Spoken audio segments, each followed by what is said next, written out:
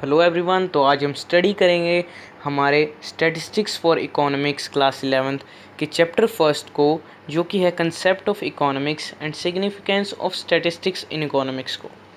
तो चलिए कुछ बेसिक कंसेप्ट्स को हम क्लियर कर लेते हैं। जो पहला हमारे पास आता है वो है इकोनॉमिक्स। अब इकोनॉमिक्स हमारी होती है स्टडी जो कि हमारी इकोनॉमिक इश्यूज़ या इकोनॉमिक प्रॉब्लम से रिलेटेड होती हैं, और ये प्रॉब्लम तब अराइज होती हैं जब हमारी डिमांड उन रिसोर्सेज के लिए बढ़ जाती हैं जिनकी सप्लाई लिमिटेड है, यानी स्कार्स रिसोर्सेज होते हैं जो, और जिनके अल्टरनेट यूजेस होते हैं। सेकंड है हमारे पास इकोनॉमिक एक्टिविटी। अब इकोनॉमिक एक्टिविटी वो एक्टिविटी होती है जो कि इन स्कार्स मीन्स या स्कार्स रिसोर्सेज के यूज़ से रिलेटेड होती है कि उन्हें कैसे यूज़ किया जाए।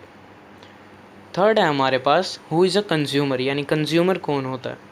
अब consumer is one who consumes goods and services for satisfaction of his wants, यानी कंज्यूमर वो व्यक्ति होता है या वो पर्सन होता है जो कि गुड्स और सर्विसेज को कंज्यूम करता है अपनी वांट्स की सेटिस्फेक्शन के लिए। अब हमारे पास आता है व्हाट इज़ कंजम्पशन। अब consumption is a process of using up utility value goods and services for the means of direct satisfaction और of our wants. Utility value of goods means inherent capacity of goods and services to satisfy human wants। यानी consumption वो process है जब हम utility value goods को utility goods को use up कर लेते हैं अपनी डायरेक्ट सेटिस्फेक्शन को, वांट्स की सेटिस्फेक्शन को पूरा करने के लिए। यानी utility value of goods means inherent capacity of goods and services, यानी यूटिलिटी वैल्यू उस वैल्यू से रेफ़र करती है जो कि इनहेरेंट कैपेसिटी होती है गुड्स या सर्विसेज की, जो कि सेटिस्फाई कर सके हमारे ह्यूमन वांट्स को। अब हमारे पास आता है हु इज़ अ प्रोड्यूसर। अब प्रोड्यूसर से हम क्या समझते हैं। Producer is one who produces और sells goods and services for generation of income, यानी प्रोड्यूसर वो इंसान होता है जो कि गुड्स और सर्विसेज को सेल करता है। प्रोड्यूसर वो इंसान होता है जो कि गुड्स और सर्विसेज को सेल करता है। क्योंकि उसे इनकम चाहिए, यानी जनरेशन ऑफ इनकम और प्रॉफिट के लिए। What is production. प्रोडक्शन क्या होता है। Production is a process of converting raw material into useful things, यानी प्रोडक्शन हमारी वो प्रोसेस है जब हम रॉ मटेरियल को कन्वर्ट कर देते हैं यूजफुल थिंग्स के अंदर। Things become useful when they acquire utility value in the process of production, यानी जो ये चीज़ें हैं वो यूज़फुल बन जाती हैं जब ये एक्वायर कर लेते हैं यूटिलिटी वैल्यू को प्रोडक्शन की प्रोसेस के हेल्प से। अब हमारे पास आता है व्हाट इज़ सेविंग। अब सेविंग से हम क्या समझते हैं। Saving is that part of income which is not consumed. It is an act of subsistence from consumption, यानी सेविंग हमारा इनकम का वो पार्ट होता है जिसे हम कंज्यूम नहीं करते, जिसे हम यूज़ नहीं करते, जिसे हम बचा के रखते हैं। यानी ये it is an act of subsistence from consumption, यानी ये एक ऐसा एक्ट होता है जब हम कंजम्पशन को अवॉइड करते हैं। अब डिफाइन इन्वेस्टमेंट। अब इन्वेस्टमेंट क्या होता है। Investment is expenditure by the producers, यानी प्रोड्यूसर्स जो हमने अभी पढ़ा, जो प्रोड्यूसर्स होते हैं, प्रोड्यूस करते हैं गुड्स को, सेल करते हैं इनकम की जनरेशन के लिए। वो जब अपना मनी को इन्वेस्ट करते हैं, यानी एक्सपेंडिचर यानी टोटल एक्सपेंसेस जब अपने एसेट्स को परचेज करने के लिए लगाते हैं टू जनरेट इनकम, उसे हम इन्वेस्टमेंट कहते हैं। अब आता है हमारे पास statistics in as a singular noun.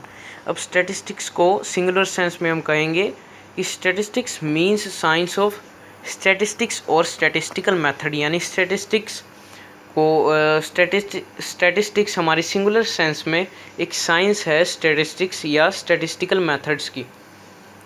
अब ये रेफ़र करती है हमारी उन टेक्निक्स और मेथड्स को जो कि रिलेट करते हैं हमारी collection classification, presentation, analysis and interpretation of quantitative data, यानी यहाँ पे क्वालिटेटिव की हमारी बात नहीं कही गई है, यहाँ पे सिर्फ क्वांटिटी यानी नंबर्स की बात की गई है। अब हमारे पास आता है statistics as a plural noun.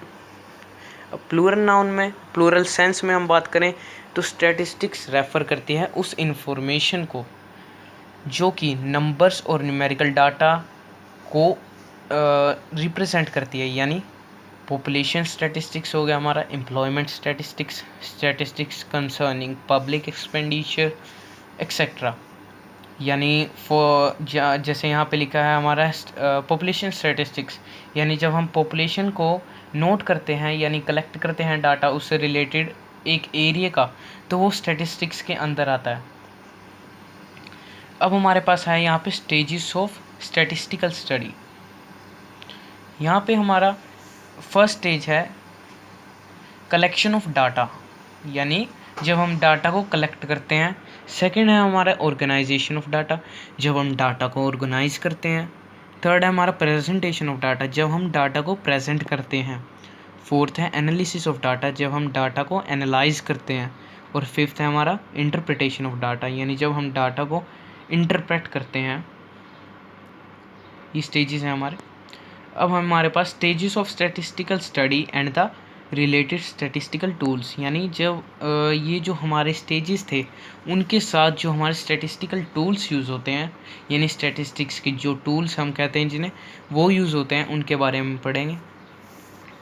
अब स्टेज 1 में जब कलेक्शन ऑफ डाटा होता है तो हमारा टूल होता है सेंसस और सैम्पल टेक्निक्स, जो कि हम चैप्टर 3 में हमारा सेंसस और सैम्पल टेक्निक्स हमारे चैप्टर 3 में हमें बताया गया। अब है सेकंड स्टेज है हमारा ऑर्गेनाइजेशन ऑफ डाटा, यानी जिसमें array of data and tally bars tools होते हैं। स्टेज 3 में presentation of data, statistical tools हैं हमारे tables, graphs, diagrams, percentages, averages, correlation and regression coefficients. Fifth stage में है हमारा इंटरप्रिटेशन ऑफ डाटा, जिसमें हमारे स्टैटिस्टिकल टूल्स हैं magnitude of percentages, averages and the degree of relationship between different economic variables. अब हम पढ़ते हैं फीचर्स और करैक्टरिस्टिक्स स्टैटिस्टिक्स की प्लूरल सेंस के अंदर। Main characteristics of statistics in terms of numerical data are as follows. अब हमारे पास पहला पॉइंट आता है एग्रीगेट ऑफ फैक्ट्स। अब एग्रीगेट का मतलब होता है हमारा कलेक्शन, यानी कलेक्शन ऑफ फैक्ट्स के बारे में अब हमारी ये बात की गई है। फर्स्ट पॉइंट में ये है हमारा कि a single number does not constitute statistics, यानी एक सिंगल नंबर स्टैटिस्टिक्स नहीं कहलाया जा सकता। No conclusions can be drawn from it, conclusions इससे ड्रॉन नहीं किए जा सकते, यानी कंक्लूजन हम नहीं निकाल सकते एक नंबर से, सिंगल नंबर से। It is only the aggregate या collection number of facts that is called statistics. ये सिर्फ फैक्ट्स, नंबर ऑफ फैक्ट्स यानी बहुत सारे फैक्ट्स की कलेक्शन है जिसे हम स्टैटिस्टिक्स बोलते हैं। As the same can be compared and conclusions can be made और ड्रॉन फ्रॉम देम, यानी अगर सेम को हम कंपेयर करें तो हम उससे कंक्लूजन्स भी ड्रॉ कर सकते हैं यानी निकाल सकते हैं। For example, if it is stated that there are 1000 students in our college, अगर हम ये कहें कि हमारे कॉलेज में 1000 बच्चे हैं, तो ये स्टैटिस्टिक्स नहीं होगा, क्योंकि यहाँ पे हम एक ही नंबर को किसी से कंपेयर नहीं कर पा रहे, उसके साथ और ग्रुप ऑफ फैक्ट्स भी होने चाहिए। पर अगर हम उसी जगह ये कहें कि हमारे आर्ट्स में 300 बच्चे हैं, कॉमर्स में 400 और साइंस में 300, तो ये हमारी स्टैटिस्टिक्स होगी, क्योंकि ये हमारी सेंस बना रही है, ये हमें डाटा कन्वे कर रही है स्टैटिस्टिकल इन्फॉर्मेशन में।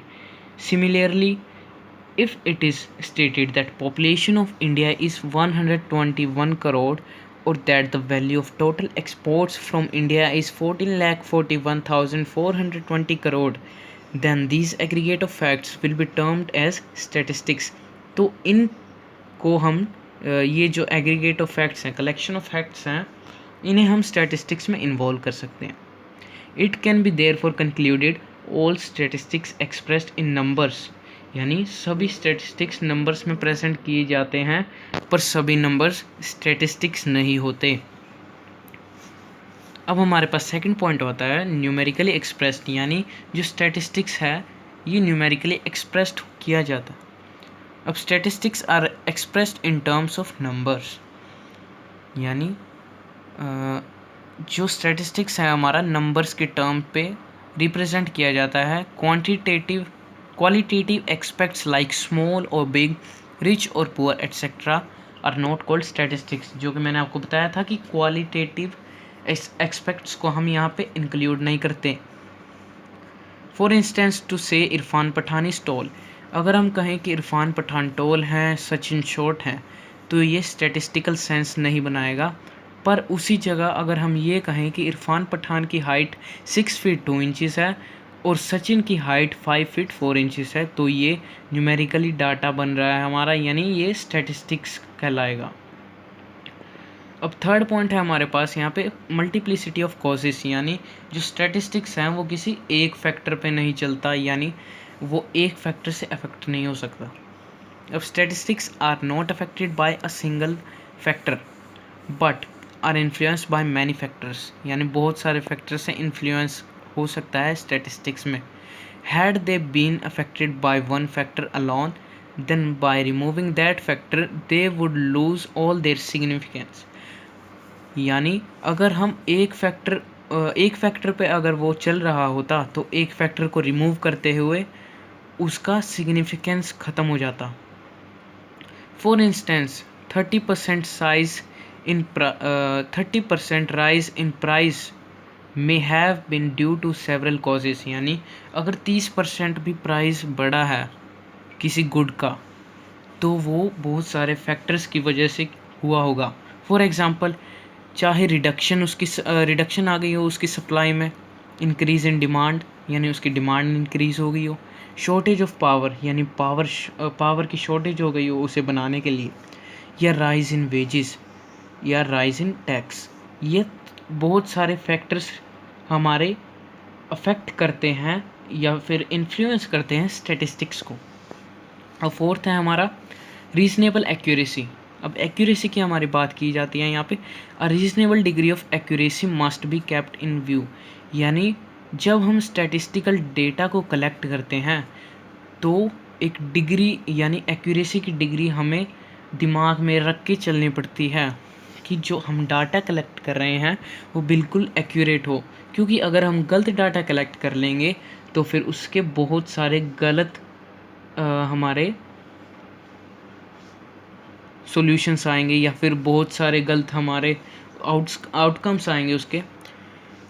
This accuracy depends on purposive investigation, its nature, size and available resources, यानी जो ये एक्यूरेसी है ये डिपेंड करती है हमारी कि हमारा पर्पस क्या है इन्वेस्टिगेशन का, इसका नेचर क्या है, साइज़ क्या है जहां हम कलेक्ट कर रहे हैं डाटा को, और हमारे पास अवेलेबल रिसोर्सेज क्या है। अब हमारा फिफ्थ पॉइंट है जो म्यूचुअली रिलेटेड एंड कंपेरेबल, यानी ये रिलेटेड होता है और कंपेयर कर सकते हैं हम इसे। फॉर एग्ज़ाम्पल, पहले हम पढ़ते हैं इसे। Such numericals alone will be called statistics are mutually related and comparable, जो भी हमारा डाटा होगा जो हम स्टैटिस्टिक्स कह सकते हैं जिस न्यूमेरिकल्स को, वो हमेशा कंपेरेबल होता है और रिलेटेड भी होता है, unless they have the quality of composition comparison they can not be called statistics. अगर उसके पास ये क्वालिटी नहीं है कि वो कंपेयर करा जा सके तो वो स्टैटिस्टिक्स नहीं होता। For example, if it is stated Ram is 40 years old, अगर हम कहें कि राम 40 साल का है, मोहन 5 फीट लंबा है, सोहन 60 किलो का है, तो ये नंबर हम कंपेयर नहीं कर सकते, इसलिए इन्हें हम स्टैटिस्टिक्स भी नहीं कह सकते, क्योंकि ये डिफरेंट टाइप्स के हैं, डिफरेंट ग्रुप्स के हैं। किसी में हमें वेट बताया गया है, किसी में हमें एज, किसी में हमें हाइट बताई गई है। As they are not mutually related not subject to comparison, यानी ये रिलेटेड नहीं है तो हम इन कंपेयर भी नहीं कर सकते। However if the age, height and weight of all three are inter related then the same will be considered as statistics. अगर इनका वेट, हाइट या एज इनकी इंटर रिलेटेड होती तो हम कह सकते थे कि ये स्टैटिस्टिक्स है। अब हमारे पास 6th पॉइंट आता है प्री डिटरमाइंड ऑब्जेक्टिव्स, यानी जो ऑब्जेक्टिव हमारे प्री डिटरमाइंड, पहले से डिटरमाइंड होते हैं। Statistics are collected with some pre determined objectives. अगर हम कुछ डाटा कलेक्ट कर रहे हैं स्टैटिस्टिक्स में तो हमारा कोई ऑब्जेक्टिव होगा कि हमें पॉपुलेशन निकालनी है, हमें इसकी ग्रोथ का स्टैटिस्टिक्स निकालना है, एम्प्लॉयमेंट का। But any information collected without any definite objective will only be a numerical value. अगर हम उसके अलावा अगर जैसे हम बिना किसी ऑब्जेक्टिव के कुछ डाटा कलेक्ट करें, वो हमारे लिए सिर्फ न्यूमेरिकल वैल्यू होगी, स्टैटिस्टिक्स नहीं होगा वो हमारे लिए। If data pertaining to the farmers of a village is collected, अगर हम फार्मर्स का डाटा कलेक्ट करते हैं, there must be some pre determined objective, तो फिर हमारा कोई पहले से ही डिटरमाइंड ऑब्जेक्टिव होना चाहिए। Whether the statistics are collected for the purpose of knowing their economic position, चाहे हमारा ऑब्जेक्टिव ये हो कि हम उनकी इकोनॉमिक पोजीशन को पता करें, चाहे हम उनके लैंड डिस्ट्रीब्यूशन के बारे में पता करें, या उनकी टोटल पॉपुलेशन के बारे में, या कोई और पर्पस भी हो सकता है हमारा उसके बारे में। अगर हमारे all these objectives must be pre determined, हम जो भी डाटा कलेक्ट करेंगे उसके लिए हमारा प्री डिटरमाइंड ऑब्जेक्टिव यानी पहले से ही कोई ऑब्जेक्टिव होना चाहिए। अब हमारा 7th पॉइंट आता है हमारे पास इन्यूमरेटेड और एस्टिमेटेड। इसके बारे में पढ़ते हैं हम। स्टैटिस्टिक्स में बी कलेक्टेड बाय इन्यूमरेशन और एस्टिमेशन, यानी स्टैटिस्टिक्स को हम कलेक्ट कर सकते हैं खुद जाके भी, इन्यूमरेशन यानी आंसर्स पूछ के। हम जब खुद जाते हैं, एन्यूमरेटर कहते हैं जो पर्सन क्वेश्चंस पुट करता है, और एस्टिमेशन भी लगाया जा सकता है इसके अंदर। If the field of investigation is not vast the procedure of estimation में बी हेल्पफुल, अगर जहाँ हम एरिया में इन्वेस्टिगेशन के लिए जा रहे हैं अगर वो स्मॉल एरिया है, लार्ज नहीं है, तो